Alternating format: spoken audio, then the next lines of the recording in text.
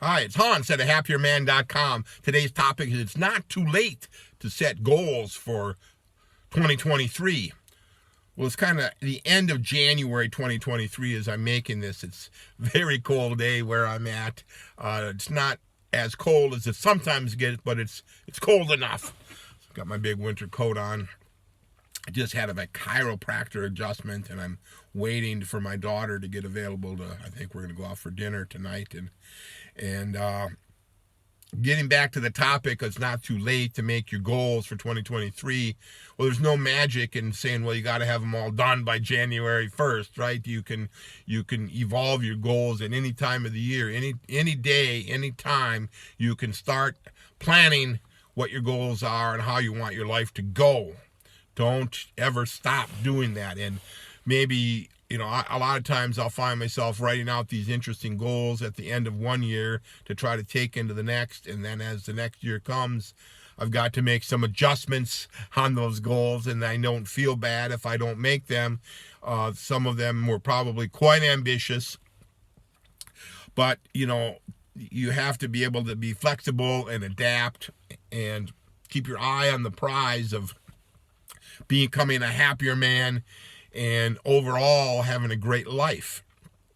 If you overall have a great life and you're overall happy, and if you're overall improving in various ways, wouldn't you call that a successful life?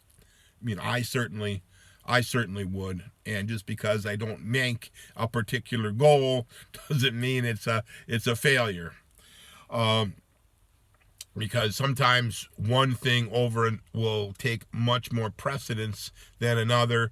Sometimes what you thought might have been an easy situation to improve turns into a real battle and a real difficult thing, and it's going to take enormous effort and enormous time and maybe enormous money to fix, right? If you say, well, I want to fix some of my teeth, it should be a few $100s to get them cleaned, and then $10,000 later, your teeth are finally kind of okay. Well, that's going to throw off any other plans you had for that amount of money, right? And that's kind of one of the examples I had not that long ago. So you have to be able to adapt, and you have to be a little bit flexible, but you do have to write down your goals and keep them handy so you can review them, look at them, plan out what in order to meet those goals, what would have to happen, right? That's where the planning comes in. And if you're not a writer, but you may have to just keep verbalizing these plans over and over and over to yourself. I find it much easier just to write in my journal book, write in scratch paper, write on whatever, and make the plans that way. I find that much easier, much more straightforward. But some people, if you're not a writer, well, don't give up. Just talk them over. Talk them over with whoever. Talk them with yourself. Write them on. Make the video like this, and have some record of what you're thinking about.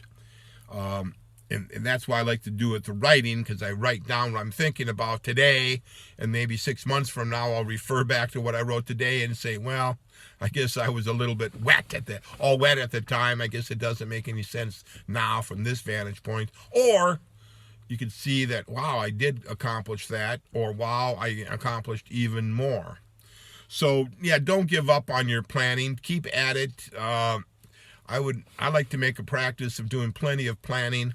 Now, certainly not every day, but every week or so, you should carve out some time to do your planning and do your thinking. And part of the reason I recommend my method of at the end of the year is I have more time off with Christmas time, Christmas holiday time, extra vacation time, long weekends, and all of that, and less of a hectic work schedule, and I have more time, and I can devote time to this task. You can sit in a coffee shop for many, many hours and get a lot of planning done.